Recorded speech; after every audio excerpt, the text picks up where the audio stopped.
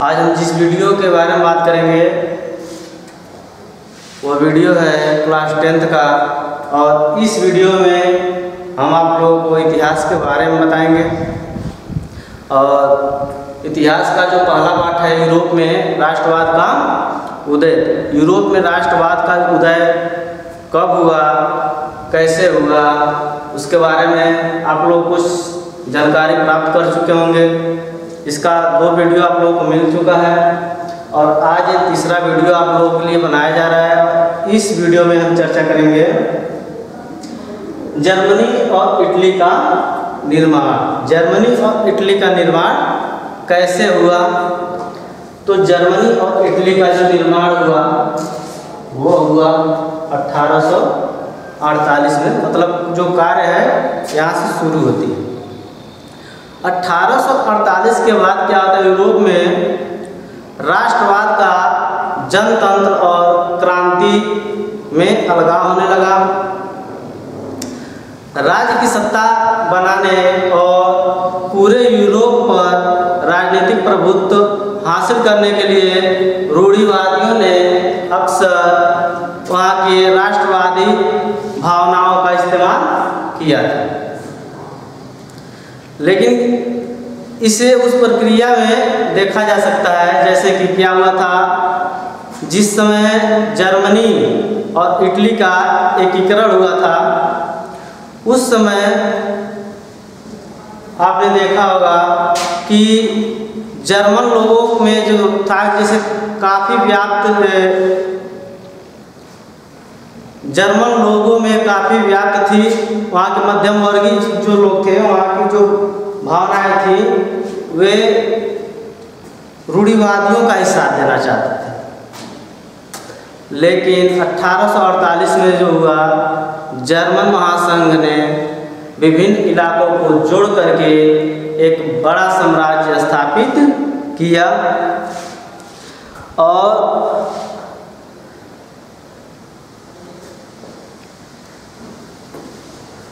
बोल रहा है कि राजाशाही और फौज, जो जर्मनी के राजा यानी कि मालूम होगा जो राजा लोग थे और वहाँ की जो फौज थी, उन सभी ने भी क्या किया, वहाँ के जो रूढ़िवादी थे। रूढ़िवादी का मतलब यही होता है कि मतलब वो चाहते थे कि यहाँ पे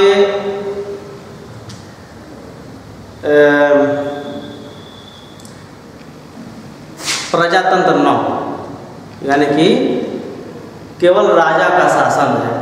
तो उसमें भी क्या था कि फौज और राजाशाही वहाँ के लोगों को साथ देते थे।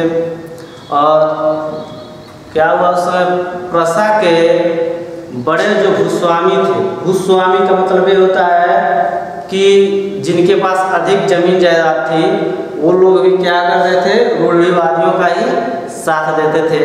लेकिन ये सफल नहीं हुए और प्रशा राष्ट्रीय एकीकरण जो वहाँ का आंदोलन हुआ था उसके नेतृत्व को संभाला और वहाँ के जो मंत्री थे उनका नाम था, मुख्यमंत्री बने ऑटो वन बिस्मार्क।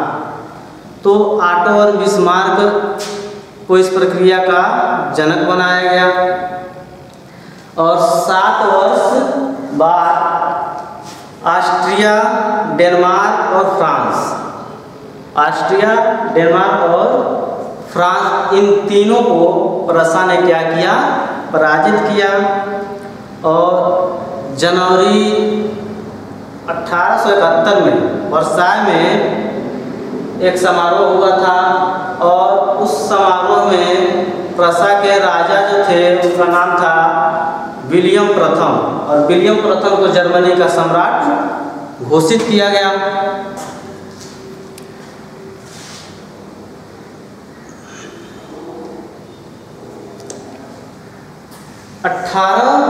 जनवरी 1871 की ये बात है। तो 18 जनवरी 1871 की जो सुबह थी बहुत ही ठंडा समय था उस समय, और जर्मनी राज्यों के राजकुमारों, सेना के प्रतिनिधियों और प्रमुख मंत्री ऑटो वन बिस्मार्क समेत प्रशा के महत्वपूर्ण मंत्रियों कि एक बैठक वर्साय के महल में, उस महल का नाम था शीश महल, उसको हम कह सकते हैं हॉल ऑफ मिरर्स। वहीं पे सभा हुई और सभा में प्रशा के काइजर विलियम प्रथम के नेतृत्व में नए जर्मन साम्राज्य की घोषणा की गई। इसके बाद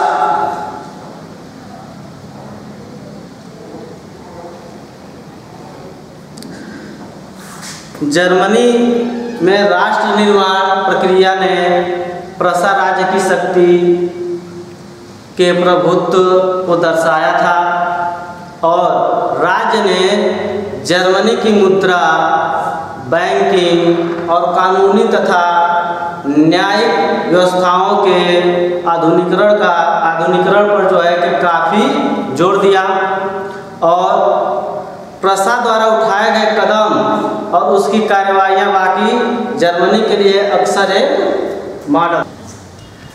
अब हम बात करेंगे इटली के बारे में।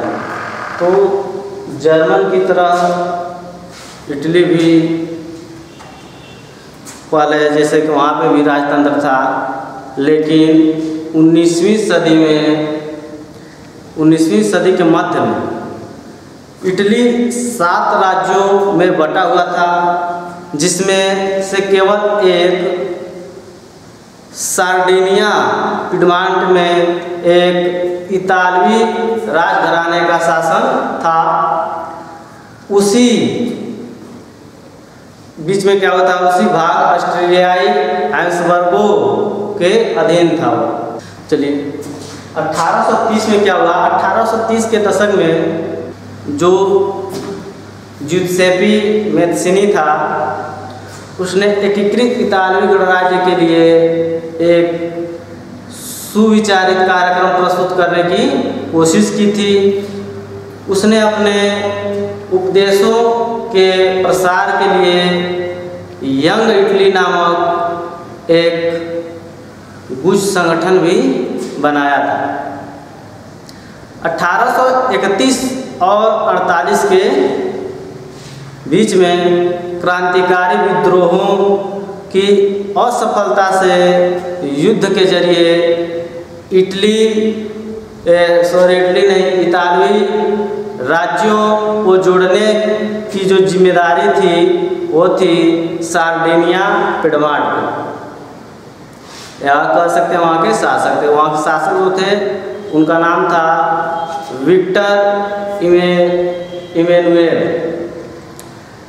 तो विक्टर इमैनुएल द्वितीय पर आ गई थी ये प्रक्रिया। उसके बाद से इन क्षेत्रों के शासक अभिजात वर्ग की नज़रों में एकीकृत इटली उसके लिए आर्थिक विकास, राजनीतिक प्रभुत्व की संभावनाएं उत्पन्न कर रहे।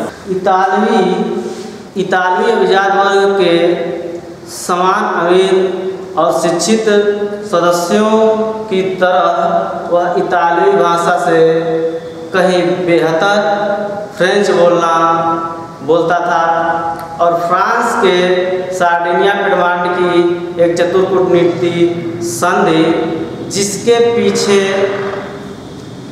काबूल का हाथ था, उसने क्या किया था, सार्डिनिया पिडमांट 1859 में ऑस्ट्रेलियाई बलों को हरा पाने में कामयाबी हासिल की थी। लेकिन नियमित सैनिकों के अलावा जुसेप्पे मैत्सिनी के नेतृत्व में भारी संख्या में सशस्त्र स्वयंसेवकों ने इस युद्ध में हिस्सा लिया।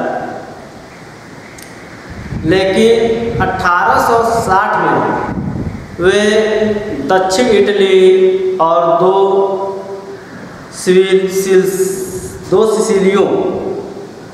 सिसिलियों के राज्य में प्रवेश कर गए और स्पेनिश शासक जो थे, स्पेनिश शासक को हटाने के लिए स्थानीय किसान जो थे वहाँ के, उनको समर्थन पाने का जो समर्थन पाने में जो लोग थे वो सफल रहे। किसका समर्थन पाने के लिए? वहाँ के किसानों का समर्थन पाने के लिए। लेकिन 1861 में इमैनुएल द्वितीय को एकीकृत इटली का राजा घोषित किया गया और उसने इटली के अधिकांश निवासी, जिसमें निरक्षरता और काफ़ी वहाँ की जो निरक्षर यानी कि अनपढ़, वहाँ के जो अनपढ़ लोग थे वो बहुत अधिक संख्या में थे, बहुतायत थे। अभी भी उदारवादी राष्ट्रवादी विचारधारा से अनजान थे, यानी कि उनके पास उदारवादी विचारधारा नहीं थी, इससे वो अपरिचित थे। दक्षिण इटली की अगर हम बात करें तो दक्षिण इटली में जिन आम किसानों ने गैरिबाल्डी का समर्थन दिया था, उन्होंने इतिहास नहीं, इटालिया के बारे में कभी सुना ही नहीं था और वे मानते थे कि जो टालिया है वो विक्टर इमैनुएल की पत्नी थी। इसमें मानने वाली बात नहीं है, वो थी उनकी पत्नी। लेकिन कुछ विद्वानों ने तर्क दिया है कि राष्ट्र या राज्य का जो मॉडल होता है, तो राष्ट्र और राज्य का मॉडल या जो आदर्श होता है वो उन्होंने ग्रेट ब्रिटेन को बनाया था और ब्रिटेन में राष्ट्र राज्य का निर्माण अचानक हुआ था। कोई उथल पुथल या क्रांति का परिणाम नहीं था। यह एक लंबी चलने वाली प्रक्रिया थी और इसके बाद जो है नतीजा जो था, इसके बाद क्या हुआ, 18वीं सदी के पहले बितानी राष्ट्र नहीं था, ब्रितानी द्वीपसमूह में रहने वाले लोग अंग्रेज, वेल्स, स्काउट या कह सकते हैं कि आयरिश की मुख्य पहचान नृजाति का मतलब उनका कोई जात पात नहीं था। इन सभी जाति समूहों की अपनी पहचान बन गई। उसके बाद क्या होता है कि सांस्कृतिक और राजनीतिक परंपराएं जो आगे थीं, लेकिन जैसे जैसे आंग्ल राष्ट्र की धन दौलत, अहमियत और सत्ता में वृद्धि हुई, वह द्वीप समूह के अन्य राष्ट्रों पर अपना प्रभुत्व बढ़ाने में सफल रहे। एक लंबे टकराव और संघर्ष के बाद आंग्ल संसद ने 1688 में राजतंत्र से ताकत छीन ली थी। इन संसद के माध्यम से एक राष्ट्र राज्य का निर्माण हुआ, जिसके केंद्र जो था, उसका नाम था इंग्लैंड और स्कॉटलैंड के बीच एक्ट ऑफ यूनियन, जो कि 1707 में पारित हुआ था। United kingdom of great Britain का गठन हुआ। इसमें इंग्लैंड जो है वह व्यापार में स्कॉटलैंड पे अपना प्रभुत्व जमाया था और इसके बाद संसद में आंग्ल सदस्यों का जो दबदबा था, उनका दबदबा काफ़ी मजबूत था। लेकिन एक मिताली पहचान के विकास का अर्थ यह हुआ कि स्कॉटलैंड की जो खास संस्कृति थी और राजनीतिक संस्थाएं थी वहाँ की, उनको योजनाबद्ध तरीके से दबाया गया था वहाँ पे। और स्कॉटिश हाईलैंड के निवासी जो थे उनको कैथलिक कुलों ने जब भी अपनी आज़ादी को व्यक्त करने का प्रयास किया, उन्हें ज़बरदस्ती दमन कर दिया गया। लेकिन स्कॉटिश हाईलैंड जो थे, वहाँ के लोगों को अपनी गैलिक भाषा बोलने या अपनी राष्ट्रीय पोशाक पहनने को मानहानि थी, यानी कि वो अपनी जो भाषा थी वो बोल नहीं सकते थे, इसके लिए मानहानि थी। यानी कि उनको मानहानि का मतलब हम आप लोग बता ही चुके हैं। मानहानि का मतलब क्या होता है? टैक्स। मानहानि का मतलब ये है टैक्स लगाया जाता है वहाँ के लोगों को, मतलब कि कुछ पैसा वसूला जाता है।